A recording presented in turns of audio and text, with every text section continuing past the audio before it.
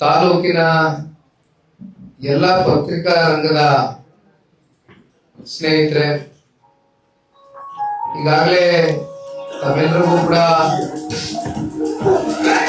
ಬಹುಶಃ 1.5 ಗಂಟೆ ಹೆಚ್ಚು ತಾಸು ತಾವೆಲ್ಲರೂ ಕೂಡ ಬಂದು 6 ಗಂಟೆಗೆ ತಾವೆಲ್ಲ ಇಲ್ಲಿ ಸೇರಿದ್ದೀರಾ ಅಂತಕ್ಕಂಥ ಸುದ್ದಿ ಕೇಳಿದೆ.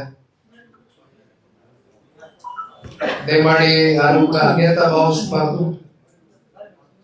ಹಲವಾರು ದೇವಸ್ಥಾನಗಳಿಗೆ ಹೋಗ್ತಕ್ಕಂಥದ್ದು, ಮಧ್ಯದಲ್ಲಿ ಜನಗಳು ನಮ್ಮನ್ನ ನಿಲ್ಲಿಸಿದಾಗ ಮಾತನಾಡ್ತಕ್ಕಂಥದ್ದು ಸ್ವಲ್ಪ ಹೊತ್ತು ಕಳೆದೋಗಿದೆ. ಅದು ಕೂಡ ಮಾಧ್ಯಮದ ಮಿತ್ರರಿಗೆ ಕ್ಷಮಾಪಣೆಯನ್ನ ಕೋರ್ತಾ, ಇವತ್ತಿನ ಪತ್ರಿಕಾಗೋಷ್ಠಿ ತಮ್ಮೆಲ್ಲರಿಗೂ ಗೊತ್ತಿದೆ. ಇಡೀ ರಾಜ್ಯದಲ್ಲಿ ಮುಂಗಾರುನ ನಂಬ್ಕೊಂಡು ರೈತಾಪಿ ವರ್ಗ ಬಿತ್ತನೆಯನ್ನ ಮಾಡಬೇಕು ಅಂತಕ್ಕಂಥದ್ದು ಕಳೆದ ತಿಂಗಳೇ ಏನು ಪ್ರಾರಂಭ ಆಗಬೇಕಾಗಿತ್ತು. ಆದ್ರೆ ಈಗಾಗಲೇ 35-40-45 ದಿನಗಳು ಕಳೆದೋಗಿದೆ.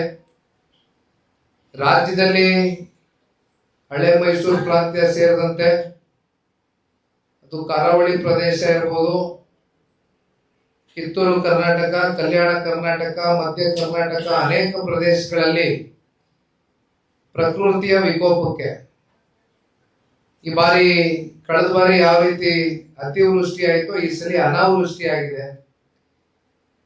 ಇಲ್ಲಿ ಅಂತಿಮವಾಗಿ ಕಳೆದ 1-1.5 ತಿಂಗಳಿಂದಾನು ರೈತರು ರಾಜ್ಯದಲ್ಲಿ ಎಲ್ಲೆಡೆ ಬಿತ್ತನೆ ಕಾರ್ಯಕ್ರಮವನ್ನ ಮಾಡಬೇಕು ಅಂತಕ್ಕಂಥದ್ನ ತಲೆಯಲ್ಲಿ ಇಟ್ಕೊಂಡಿದ್ರು.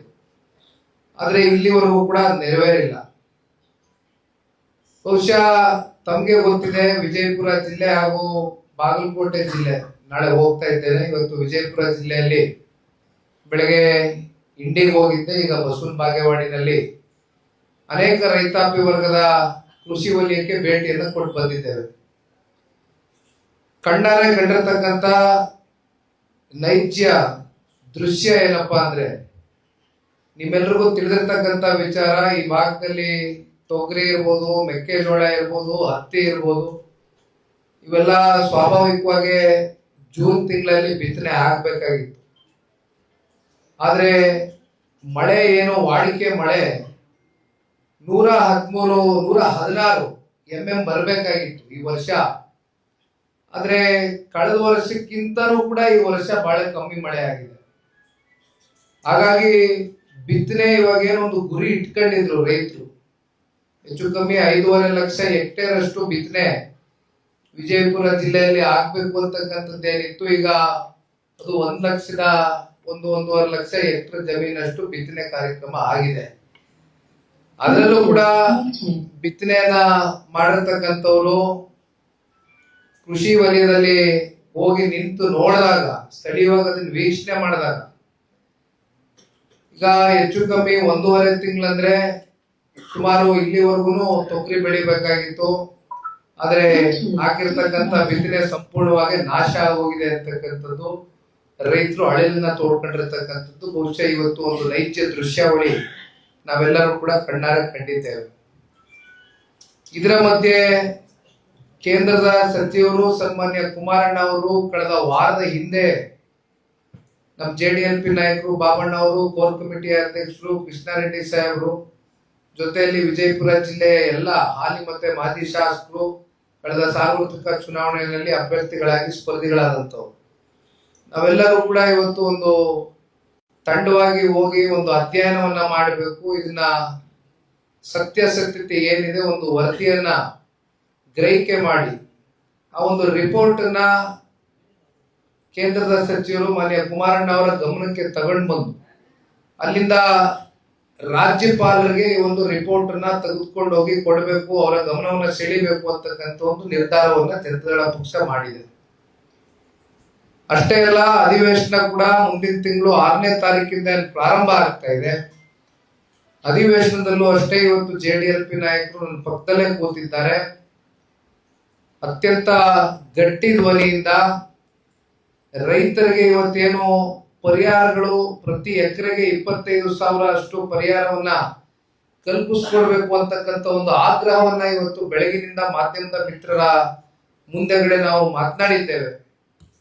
ಬಹುಶಃ ಹಲವಾರು ಜನ ಇದರಲ್ಲಿ ಮಧ್ಯದಲ್ಲಿ ರೈತರುಗಳು ಹೇಳಿದಂಥದ್ದು, ನಮ್ಮ ಸ್ವಂತ ಜಮೀನ್ ಇಲ್ಲದೆ ಇರ್ತಕ್ಕಂಥವ್ರು ಗುತ್ತಿಗೆಗೆ ನಾವು ಜಮೀನನ್ನ ಏನ್ ತಗೊಂಡಿದ್ದೀವಿ, ನಮಗೆಲ್ಲ ಇದು ಸಂಪೂರ್ಣವಾಗಿ